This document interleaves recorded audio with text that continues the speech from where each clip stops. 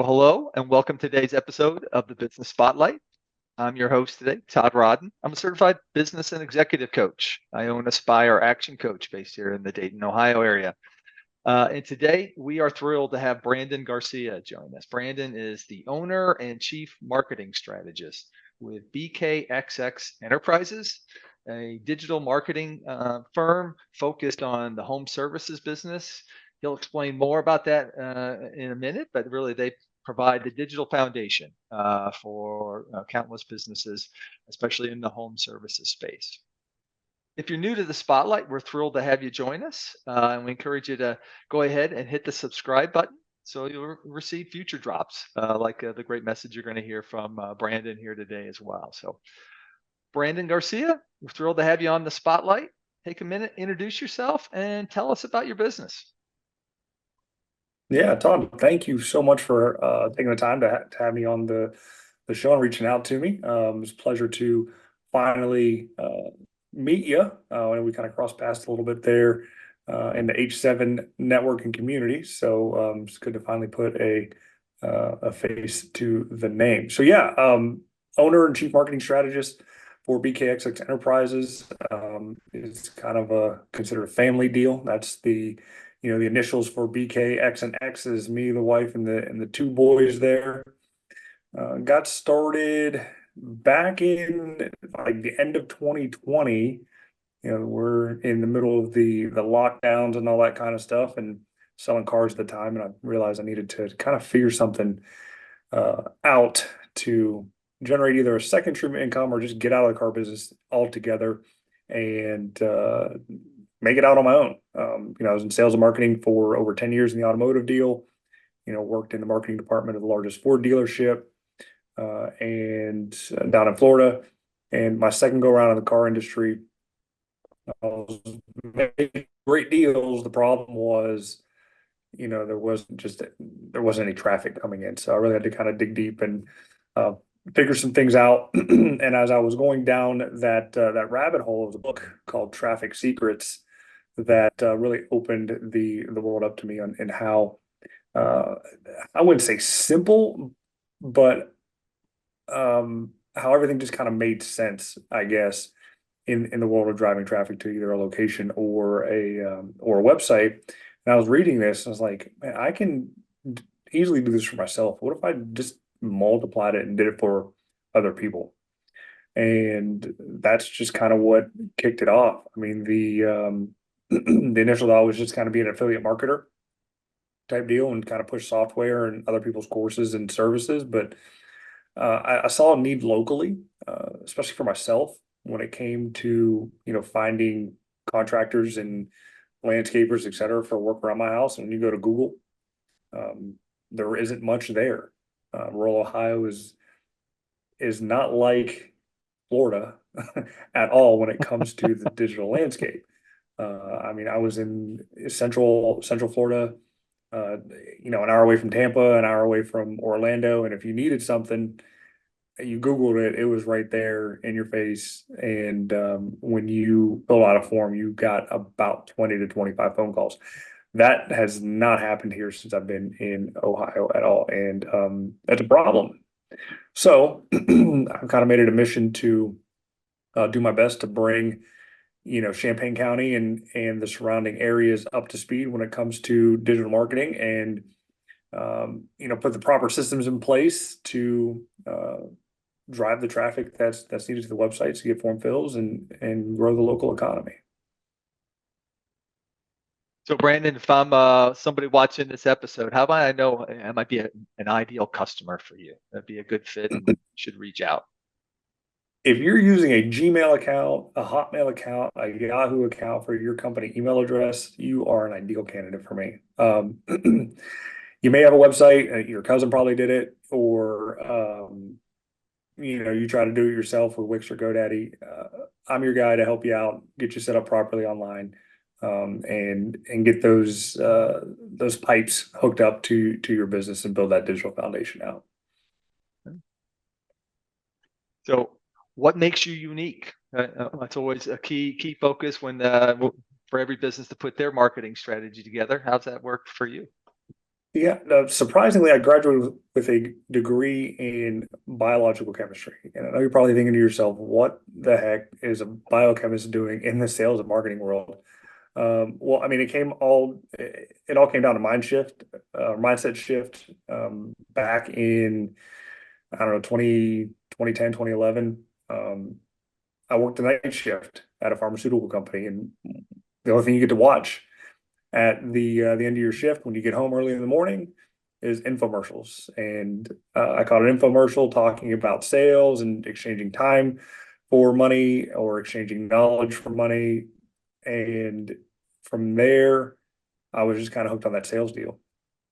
So um, I wanted to sell pharmaceuticals at the time because I realized that's kind of where the money is, because I couldn't keep punching the time clock, right? But they didn't give me the chance, or I didn't try hard enough, one of the two. So that's what led me down to Florida and selling cars, and then put me on pretty much the path where I'm here today. And with that approach, though, from the chemistry degree, I do take a little bit more of a scientific approach to the marketing and the strategy. So studying what works, what doesn't work, and then putting the action plan in place to execute. Okay. Really trying to hone in and get the data that shows the impact, I would assume, of the Yeah, different it's strategies. not just buy a billboard, slide your phone number up there, and hope it works. No, it's a calculated approach, based on targeted demographics, and the proper tracking in place to make sure that the spend is um, is worth it, right? I don't know how many billboards I see as I'm driving around, and then I Google the company as a passenger, not as a driver, and it's the same phone number on the website. And I'm like, well, how do you know this billboard's even working if you got the same phone number on the billboard as you do on the website? It's a waste of dollars. You might as well just hand your money to me, because I'd probably do better with it than the billboard company. Yep. Yeah. So much marketing really comes down to the math, right? Being able to measure that ROI, and you're getting that return or not. All right. Obviously, Absolutely. you desire to. So what marketing strategies have been best for you to build the business? You've been roughly 4 years now in business. So what's been your best methods for acquiring new customers? So the number one method has been kind of referrals, for the most part. My first couple clients came off of a couple big clients came off of referrals. My first client was a small automotive shop here in Urbana that was opening up. Actually, just came from Google search. I was number one in the search for local marketing services, and he clicked the link, saw the landing page, liked what he read,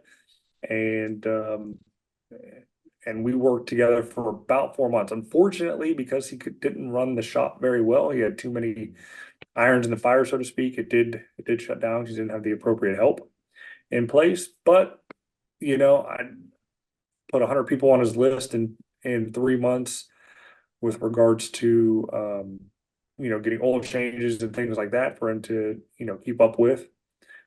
So I take that as my first big success there. But the philosophies that I follow are that of Dan Kennedy and direct response marketing. So what that means is um, you're not just out there again slapping your name up on a billboard and hoping somebody calls you. Again, it's a calculated approach to target your ideal customer with a message to market match, asking for an immediate action to take place. Ideally, just an exchange of a simple name and email for a piece of valuable content that will help the prospect get something done quickly that they've been struggling with, to then know, like, and trust you to then buy the bigger ticket item.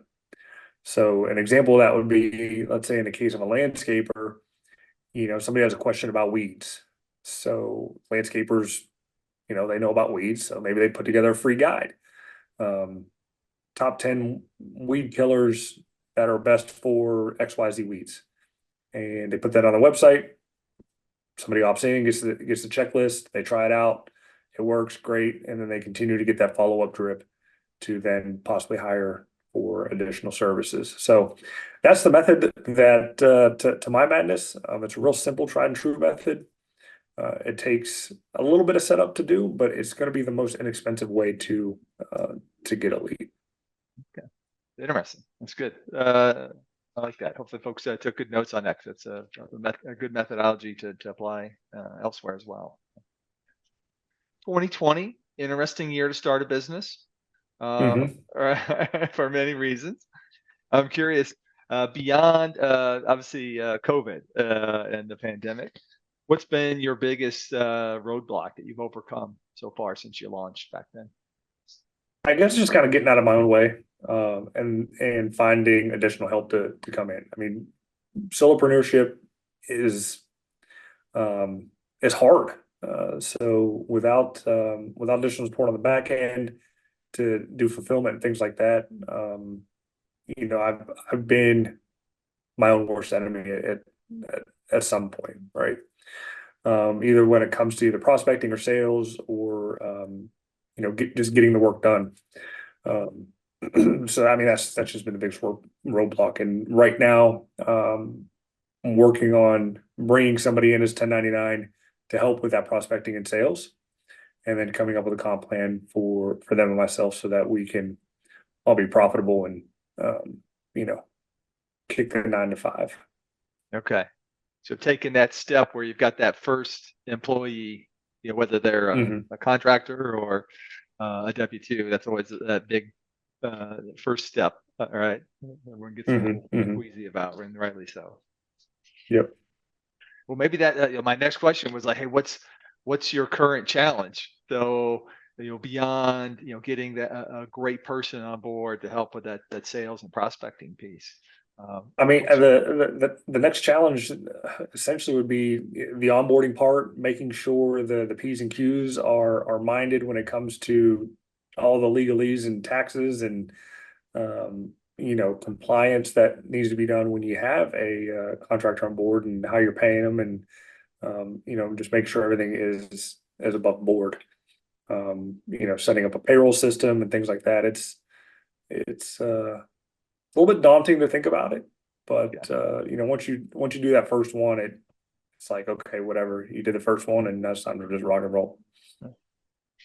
So taking that big first step with a team, where do you see your team growing, developing over time? If you look down the road. I mean, ideally, I'd love to have a team of about 5 to 10, 2 or 3 salespeople, and then the rest 7 be for fulfillment. I'd have an ad expert, I'd have an SEO expert, I'd have a content expert, and I'd have a technical expert that knows the ins and outs and back end of coding and all that kind of good stuff that to get everything hooked up properly. So then that ties right into, hey, your vision for the business. Right? How do you see yourself expanding and growing different services, other types of businesses? What's your dream for 3 to 5 years down the road? 3 to 5 years down the road, I mean, I'd like to have an established office in town that I can actually go to. Uh, wouldn't sell within that time frame. Maybe at the 10-year mark, depending on how things are going, how much cash is kind of coming in. And I'd say probably at that 7-year mark would be kind of switching over into the info product business. After I've gained the experience to put all the lessons together and things like that, and create that evergreen content. Because the info product business isn't going anywhere, and that's essentially where everybody makes their money in business, is not so much doing the thing, but selling the idea of the thing, right? Think about the gold rush. Who got rich during the gold rush? It wasn't the guys out there mining the gold. It was the guys out there selling the picks, the shovels, and the pans. So that's where I kind of see myself taking the business, in the next 5 to 7 years down the road. So maybe give us a little more like what you see in terms of types of info products or segments. All right, is that digital, Yeah, TV, right? There's a couple different avenues there, right? yeah. So, there's plenty of course sites out there. You got Kajabi and School now, and ClickFunnels has courses you can build into them, and they'd just be simple products that there's simple courses that kind of teaches the fundamental steps of what I'm currently doing for a business. Like, how do you get verified on Google without having to go through the rigmarole of a telephone call or anything like that, right? Or how to hook up analytics to your site, or how to set up an ads account. Sure, there's training out there, and Google does a fantastic job with putting the training out there, but Google doesn't do very well for the layperson, so to speak. They're highly technical when it comes to putting out their documents and the language and the wording there. I mean, I think they're writing on 11th to 12th grade level, and the way everything's formatted just is not easy to follow. So just kind of take that, digest it down, and give the simple steps to do everything that needs to be done. So 4 years in, what have been your personal keys to success so far? And then Trying to stay how do you think you need to change to make that the vision you talked about happen as well? So as far as the change goes, definitely need to bring in additional help. When it comes to, again, the sales and the prospecting side of it, need boots on the ground, right? I either hire an outsourcing appointment setting company, or again, I find a young hungry kid here locally that already has a connection in the home service spaces already, and go from there. I mean, as far as the initial success here, I've probably had a dozen or so clients come and go for very small projects. So the next step is to get higher ticket projects in place, a little bit more meat on the bone, so to speak, that stay and pay longer. So we're talking, longer term SEO clients, content, marketing, as well as ads. And I will say, my most successful client so far has been my home service client out in California. He was my first kind of referral client, and he never got any website traffic. If you Googled, home renovation near me in his hometown, he never even showed up. And I can tell you, after about 90 days of working with me, he tested himself and did home renovation near me, and his business showed up number one in the 3-pack of the local map pack. So, they say that kind of stuff takes time and is really slow, but it really isn't if it's just done right, systematically and methodically. You can start showing up. So yeah. All right. So you already mentioned before Dan Kennedy. Is there anybody else that you subscribe to, books you've read that have helped you, especially being a business owner and launching and growing the business? Yeah, I mean, as you can see from the shirt, if you notice the logo, I'm an affiliate of ClickFunnels. So Russell Brunson has been a huge influence to what I've been doing. In fact, it was the One Funnel Away challenge that kind of kicked the whole thing off. In addition to the traffic secrets book that I found, because one of the things that I Googled was, how do I get traffic, right? And that was the first link that popped up. I mean, it might have been sponsored, I don't know, but it was good enough for me to click on it and get the book, and then move into the One Funnel Away challenge, and then again just keep spiraling down that rabbit hole for this marketing deal. In addition to that, a huge fan of Grant Cardone. Being in the automotive world, if you're not following Grant, what are you doing type deal. He's not for everybody. I can tell you that. He's a little bit brash and annoying for the most part, but the information that he has is solid.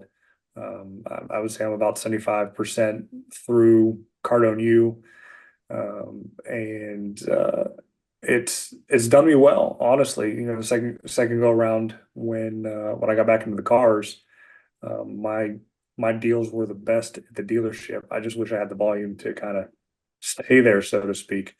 But that was partially my fault as well because it really wasn't what I wanted to do. So for those who are listening in this, what are the best ways for them to either reach out and connect with you or continue to follow you on your journey? Yeah, so I mean, you can follow the business itself, at BKXX Enterprises. You can find me on LinkedIn /Brandon J Garcia, and Twitter is a good one at Benny Suave. I know that's kind of weird. I haven't changed it, but yeah, you'll be able to find me there. On Twitter as well, or X. That's right. X, yeah. I don't like saying X. It's Twitter. Okay, encourage folks to reach out, especially your services. Really, like I said, you mentioned, hey, you're in Ohio and you have clients in California, home services clients everywhere that might be able to take advantage of your proven services here. So as we go to wrap up here today, Brandon, what are you inspired by? The inspiration question. I mean, I'm inspired by just doing good in the world, right? Just help folks out. And I've always been a helper growing up. So the inspiration comes from seeing that smile when a job's well done, so to speak, and then seeing somebody move up themselves. So I mean, that's kind of what gets me out of bed in the morning to know that I got to get out there and help somebody um, have a better life. Good. Yep. Helping those around us. So I love that. All right. It's a great spirit in what you do. And I think what you do, you can see, some of the impacts, right? Bringing in more leads, more business into, some of these providers can have a tremendous impact on their business and their livelihoods. So that has to feel good. So Brandon, thank you for sharing your story today on the Business Spotlight. We're thrilled to have you. And for Thank those you very who much. Yep. And for our viewers, again, appreciate you joining us as well. If you haven't already done so, hit the like button and then also hit subscribe so you can receive future messages in the Spotlight series from other inspiring leaders like you heard from Brandon today. So with that, I hope you all have a terrific day.